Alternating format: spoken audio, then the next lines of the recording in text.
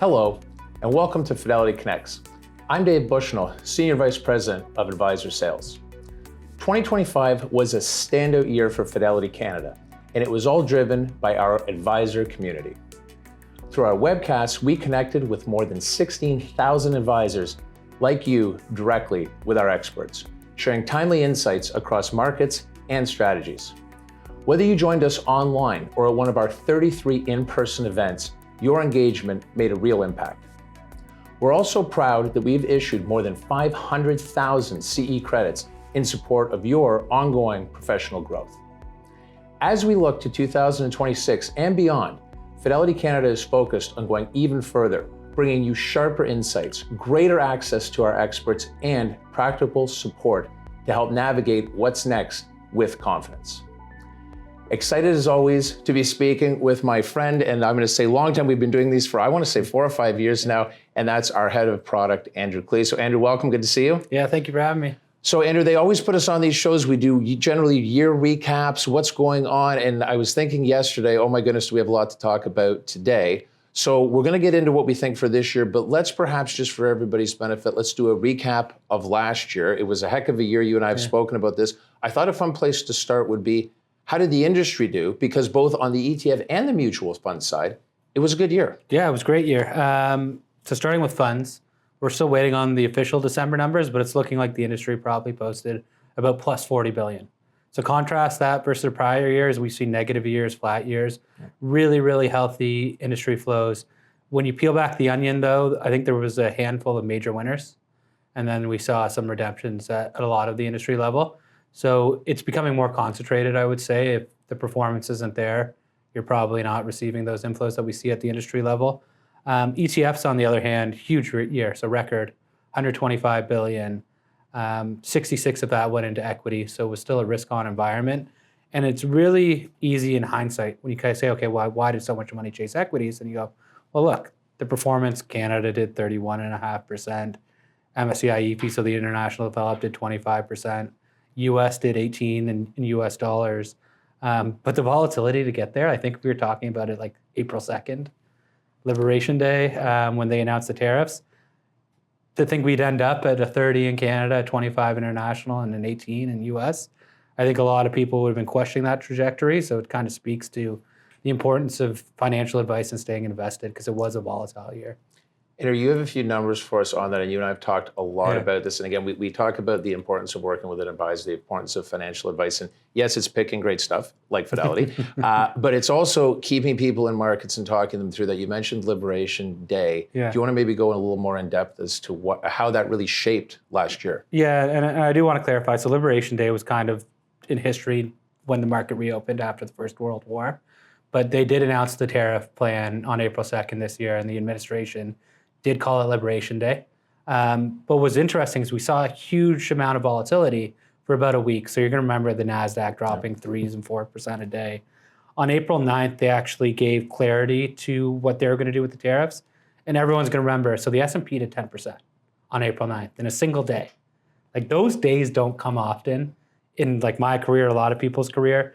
But just to put it in context, if you had sold between April 2nd and April 9th and done nothing, your return for the year would have been 7%.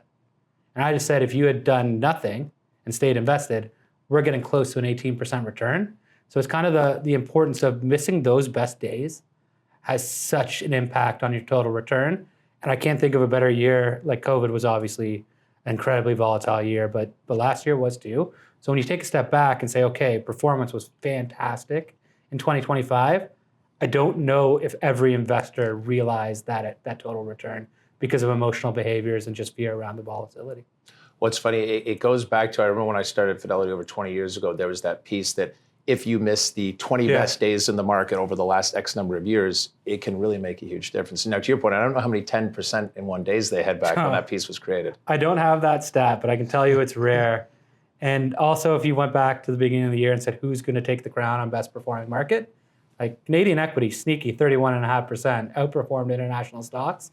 And I think everyone's saying, the pundits, we need to diversify internationally. There wasn't much talk in the news about investing in Canada. There's a lot of concern around the health of our economy and the impact tariffs could have and a reliance on the US. But gold had an incredible year, and mining is quite a significant portion of our index. And so we'll take the crown in Canada for last year.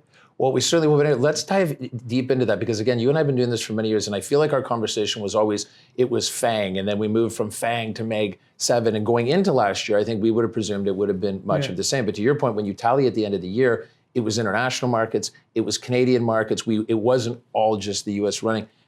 In your mind, especially you build products, you spend time with us every day, how has that perhaps changed people's mentality that I want to say at least the last 5 years, it's been US all the way. Now people are really looking more to Canada again, international again. How are you seeing that? Yeah, so when you actually peel back, where did money go in the ETF market last year? US was the big winner. So 66 billion of flows into ETFs, equity ETFs last year. US took in, let's call it 20. Canada was 13. So that's an impressive feat. So I've been covering the ETF industry for more than 15 years. And Canada never really posts that kind of weight against US equity flow. But interestingly, international and global also took in about 16 apiece, 15, 16, somewhere around that number. So if you put global alongside international, global has heavy exposure to US, but those two categories combined, even when you say, okay, 40% of it's going to be ex-US, actually outpaced the US equity flow. And so I think even last year we were just saying, because of the concentration in the US, you might want to look to a global manager that can actually underweight the US market, take advantage of international opportunities. So like Patrice's global equity fund would be a prime example where he went significantly underweight the US, so in favor of international, posted stellar returns. So if you're not fully willing to bail on the US, and I think that's a very difficult conversation to have, just saying, do I want to be completely wrong on the FANGs? And I understand the concentration issue, but by buying a global manager that's active, you actually kind of get those tilts on your behalf without having to bail. So I think that's kind of why we saw such growth in the global equity ETF flows that we wouldn't have seen historically.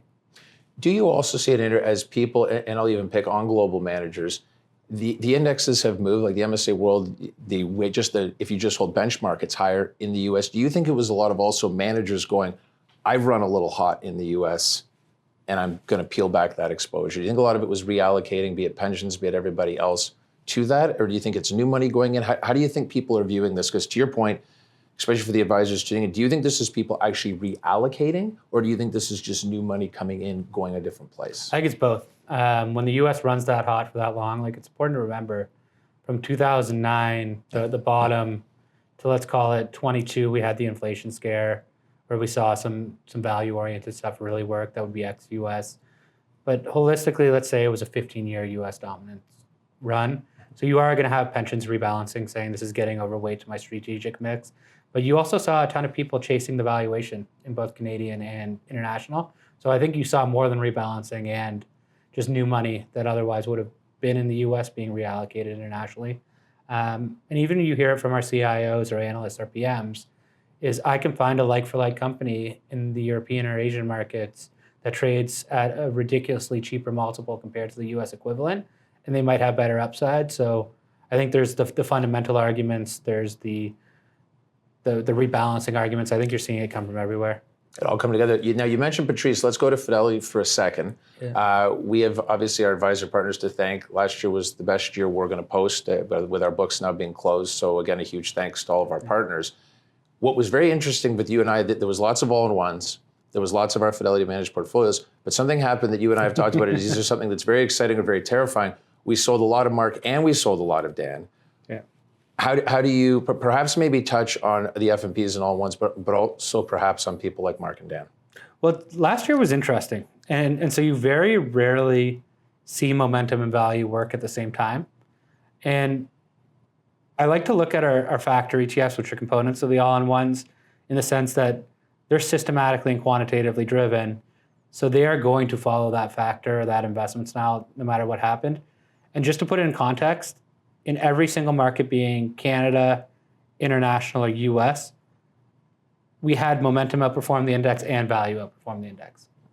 So it's quite rare. So a good year for Dan, good year for Mark, said another way. Yes, good years for both of them. But the interesting thing about momentum is I call it a chameleon, or it's a utility player in baseball would be a good example. It can play any position in the sense it can play any investment style. So like, why was Canadian momentum our best performing factor on the calendar year? It's because it picked up the gold trade. And so gold was doing 100+%. And what's also interesting is gold was cheap going into it. So we've talked about the run in gold, but being a cyclical sector, it did have depressed valuation. So value also picked up gold.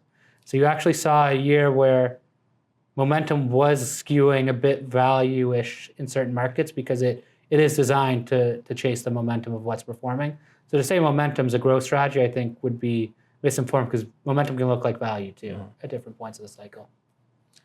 Interesting. So let's change gears. Yeah. Let's go to 2026.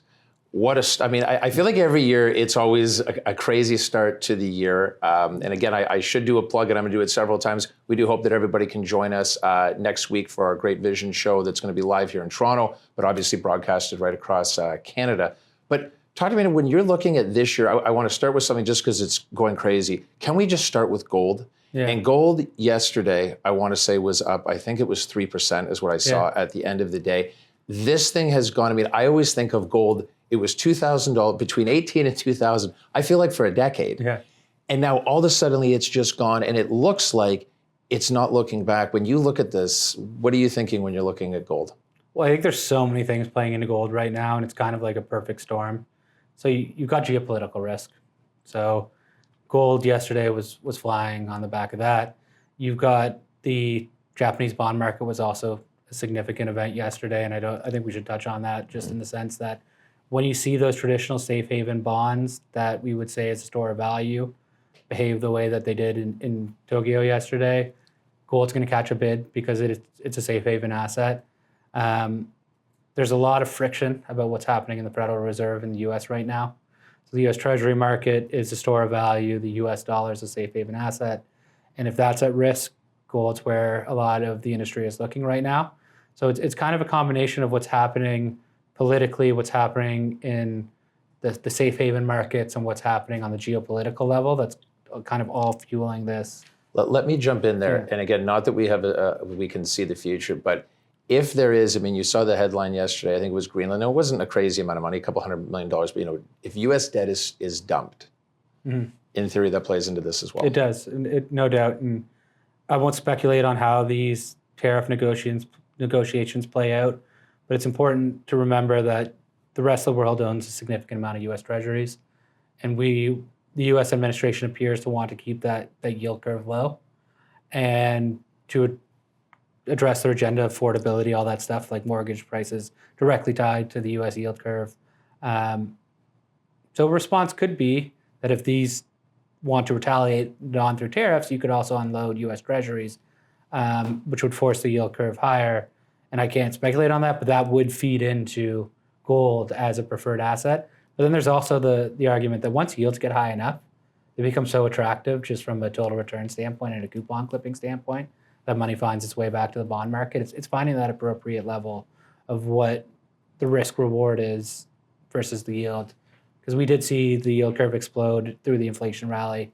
Money jumped in because the coupons were 5%, let's say. And then when you can have a coupon that matches your duration, that's pretty attractive. But it's really tough to predict how these negotiations are going to play. Hello, investors. We'll be back to the show in just a moment. I wanted to share that here at Fidelity, we value your opinion. Please take a few minutes to help us shape the future of Fidelity Connect's podcasts. Complete our listener survey by visiting fidelity.ca/survey, and you could win one of our branded tumblers. Periodic draws ending by March 30th, 2026. And don't forget to listen to Fidelity Connects, The Upside, and French Dialogue Fidelity podcasts, available on Apple, Spotify, YouTube, or wherever else you get your podcasts. Now back to today's show. Let me ask you a question. And many people, we're not going to solve this, but so many people like to talk about what actually is gold. Like, how does it play and how does it react? And I want to change the conversation a bit. And what is crypto? Yeah. So let's start with gold. Do you see the way gold is been reacting? Do you see it that it's doing what it's supposed to do from a textbook point of view? I do. So the textbook would say store of value, medium of exchange. Crypto also is that. Gold's also been a decent inflation hedge historically. It did that. Not as well as Bitcoin did in the 2022 run-up. Bitcoin led it, gold followed it. But it is behaving more as a textbook safe haven and doing what it kind of was designed to do, or the argument for the investment historically. Bitcoin on the other side did not, right? So Bitcoin, I think I'm going to quote Urian, it's Dr. Jekyll and Mr. Hyde. Which one are we getting? Well, this is why I wanted to ask you, Yeah. because everyone's always said, okay, I remember when you and I first, I think, got together on one of these programs years ago, it was, well, is it like gold? Is it an alternative to gold because it's going to act the same way? Yeah. And now in the last, I'm just using the last like 3 days, US goes down, it goes down, gold, like they're almost acting as complete opposites. Yeah, and so, right, I don't know which one's the evil one and Dr. Right. Jekyll or Mr. Hyde. I need to reread that story to my children, but it's acting like a risk asset right now. So it is behaving like a high valued equity. We've seen it behave as risk off too. So it's like, I remember waking up one Saturday night to a geopolitical news and Bitcoin's up 5% on the weekend. And I came in on Monday morning and it was back to flat. And I was like, okay, so are people buying the news on the weekend because the treasury market's closed or the gold market's closed? And using that gives us something to fret about on the weekends, right? Yeah, it is behaving like a risk asset right now, and it does change over time. Like in 2023 and 2024, it was our best performing asset in the all-in-ones. It was our worst performing asset in 2025. So we've looked very smart, and then people have questioned it in other years. Yeah, and then like in 2022, it was down 60+%, and we still beat the passive peers in 2022. So I think it just speaks to the importance of diversification in your portfolios. But it is behaving like a risk asset to start off the year. It certainly seems to be. It'll be interesting to watch the flows into both, I think, as well for this year. Let's move. We've had someone call or send a note into us. Silver. Yeah, it's interesting. Interesting that it also has become popular again. Like I find it interesting that when gold seems to become popular, it gets back into the conversation. So how do you see it playing into all this? So silver is really interesting because if you think about the gold to silver ratio, it's kind of like a spread on the valuation. So both are precious metals. Silver really lagged the move in gold. I think it's not as valuable and it's pretty heavy, so storage costs are a significant factor there. But it really snapped in Q4. And then people got concerned that the ratio was getting a little too tight.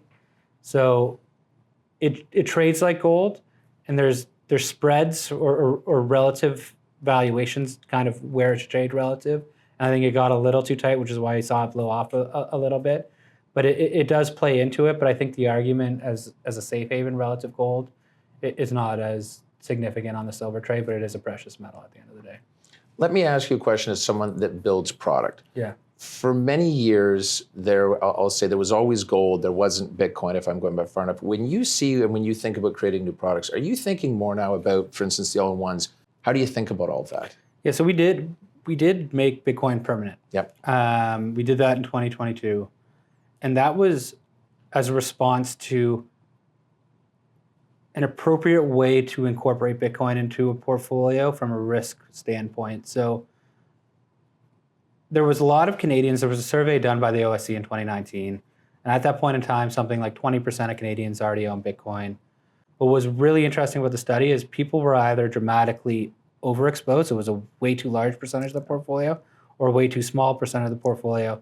So when we kind of peel back the onion, and what we do is we say, okay, we have growth investors, we have conservative investors, we have balanced investors.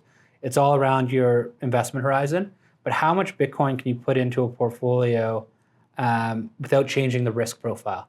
So there's an argument for diversification and there's an argument for total return, but what we're really concerned was the impact on the risk profile. So I can't say I'm going to put 10% of Bitcoin into a balanced portfolio because it is a volatile asset and I don't want to change that balanced investor into a growth investor. So we ended up at 3% for growth, 2% for balance, 1% conservative. And what we saw was that was not going to have a material impact on the total portfolio volatility because it is Dr. Jekyll and Mr. Hyde. Sometimes it's a risk asset, sometimes it's not. So we do see that diversification benefit throughout time. So that was our approach to incorporating of it. And then as it relates to commodities, there's two types of investors in commodities, and I would say this along the side of gold. You either rent gold or you own gold. And so I think a lot of people which I would say believe in the commodity complex or the gold complex, would buy that for the long run, not care about the volatility of it. But I remember starting my career, it's like 2008, gold was on its way to 1,200. Goldman was saying it's going to 2,000. They were saying energy is going to $300 a barrel. And I saw a ton of people trying to rent it, and gold traded down to, let's call it like 360, 350 bucks, and everyone lost their shirt. So it's interesting because there's two types of investors in the commodity space. And we obviously have a lot of renters right now that traditionally wouldn't own commodities. New entrants. Yes. And I think the same can be said of Bitcoin. So what I would say about the all-in was we do have some active mandates in there, like Connor and Chris, the fixed income team. Our momentum factor will pick up that commodity exposure like it did last year, or value factor for that matter. So we can get exposure to that indirectly by not being passive. Let's stay on the same train, but switch gears a little bit. So oil. Mm-hmm. I don't envy people trying to figure this out, because you not only have to figure out getting out of the ground, but you got to figure out geopolitical plus 100 other things. How do we see it for this year? Obviously, tons going on. It's up, it's down. It's been moving quite, I'll say, aggressively. Yeah. What are your thoughts? Again, I know we can't predict the future with anything that's happening geopolitically, but when you just look at the fundamentals, where are you putting it this year? It's going to depend on what happens in the Middle East. And the Venezuelan production that I know the administration is talking about, that takes time to bring online. But everything else equal, is if we have geopolitical issues, it tends to benefit that type of asset, especially if it's within the Middle East. If any production slows, especially with the growth that we're seeing of electricity consumption, right? You can't have supply come offline in the short term without having a reaction in the price. So I'm going to not speculate on what happens there, because I have no idea. But I would just say geopolitical tension in oil-centric type countries is probably better for energy prices.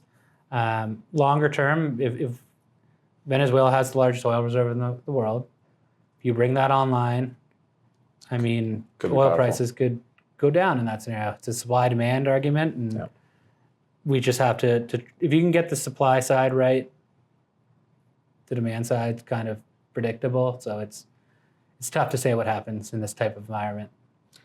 So let's get off of those assets and move over to everybody's favorite topic. So let's talk about tech, because we wouldn't have a show if we didn't talk about tech. And my question for you isn't about tech names. My question for you is this: it's become such a bigger business in the sense that is tech now data centers? Is tech now the production of energy? Is energy now a play on tech? Because you can't pick up the newspaper without reading about Florida said they don't want these big mega factories built there, but other states are okay with it. It's creating a very interesting dynamic on just how are we going to power these things, then what is it they're going to do?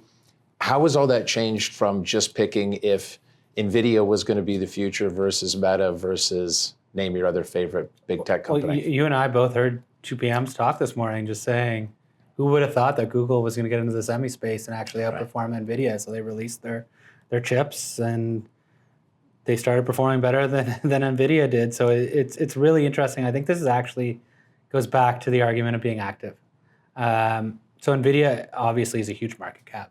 The concentration in the S&P 500 is quite significant across the top 7, top 10. But just hearing our guys talk, I didn't know who was going to win on Google versus NVIDIA. So I actually found the fabricator of the chips for both the companies, and it was a rockstar home run. Getting that second layer derivative trade is something that a passive index will never do for us. And I think that's the debate that's happening in tech right now. Who's the winner in AI? Who knows? But what are the derivative plays that are going to win no matter who wins? I think that's where we're finding a lot of value add in our funds right now. So it's going to be really interesting to watch that leadership change shake out, and the concentration in the S&P 500. If there's an error or change in leadership, I think it's quite significant on total return. Be amazing to watch. And one of the things I know we wanted to talk about was IPOs have been a little slow. Yes. I think I'm understating that. Could perhaps this year be different? Well, the elephant in the room is SpaceX. So, which quite questionably might be one of the world's most valuable IPOs in history. There was a Aramco when Saudi Arabia listed their oil business. But SpaceX will be number 1 or 2, kind of in that realm of one of the unicorns. And There's no secrets that they've been shopping the idea of going this year. Rumored $1 trillion valuations, which is hard to imagine that the company goes public on it. But the market has shifted. So if you kind of walk through the old historical playbook, is every new company would want to go public. It was a liquidity event for the owners. Historically, we saw tons and tons of IPOs, but so much capital has flown into private equity over the past 10, 20 years that companies have a lot of ability to stay private for longer. And then when the market was soft or there was risk in the market, people kind of pulled back from the IPO issuance. And so I think it would be great to see the IPO market come back because it's historically low just on average. Take out last year, the previous year compared to prior decades. But that's the one that we're all watching. Do you think, let me ask you a question. So we're talking, it's somewhat of a US-centric question, but do you think that would have knock on that if you do see everybody going and people, I'll say, get excited again about the IPO market, do you see that translating to the rest of the world of people perhaps saying, okay, perhaps if we were debating it, now's the time? Yes, you always want to IPO into a healthy market. Like that's just corporate governance is to get the maximum value for your company, you want to see successful IPOs elsewhere. You want to see a healthy market. It tends to dry up in bear markets because there's not capital to be spent. And their job is to maximize shareholder value, so they're going to do it at the opportune time. So if you get one or two that are big successes, hopefully you see a domino effect. So Andrew, it always goes quickly. We only, I think, have about 1 or 2 minutes left. I was really, as the head of product, what are you excited about for this year? We've talked a lot about all-in-ones on this. What are you most excited about as we sort of head into busy season? Well, Dave, I saw a shocking number. So last year we did somewhere between 60 and 75% capture rate in the all-in-one industry on ETFs. Not bad. Which is a pretty crazy stat. But we are launching global opportunities long short. And so I'm pretty excited about that in the sense that if we do see volatility, the value of that short sleeve to reduce that volatility is pretty significant. So we have the new fund coming managed by Max Adelson, Nick Bellamar. We've got Dave Way, we've got Dan Dupont, we've got our Canadian long short. We're not short of alternatives, so I do think that if we are going to have volatility, those will play an important role in the playbook. We have Darren on American Equity. We're launching the ETF series of American Equity with our new portfolio manager, Darren Leckerker. And he has a great track record on North American equity and US equity within that fund specifically. So I'm pretty excited for January. And then I hope we have a great year and some the headline risk calms down a bit. So as all of our partners are used to with us, lots to come for 2026. Yes. Okay, well, Andrew, thanks so much. It's always great to chat. Thanks for watching or listening to the Fidelity Connects podcast. Now, if you haven't done so already, please subscribe to Fidelity Connects on your podcast platform of choice. And if you like what you're hearing, please leave a review or a 5-star rating. Fidelity mutual funds and ETFs are available by working with a financial advisor or through an online brokerage account. Visit fidelity.ca/howtobuy for more information. While on fidelity.ca, you can also find more information on future live webcasts. And don't forget to follow Fidelity Canada on YouTube, LinkedIn, and Instagram. We'll end today's show with a short disclaimer. The views and opinions expressed on this podcast are those of the participants and do not necessarily reflect those of Fidelity Investments Canada ULC or its affiliates. This podcast is for informational purposes only and should not be construed as investment, tax, or legal advice. It is not an offer to sell or buy, or an endorsement, recommendation, or sponsorship of any entity or securities cited. Read a fund's prospectus before investing. Funds are not guaranteed. Their values change frequently and past performance may not be repeated. Fees, expenses, and commissions are all associated with fund investments. Thanks again. We'll see you next time.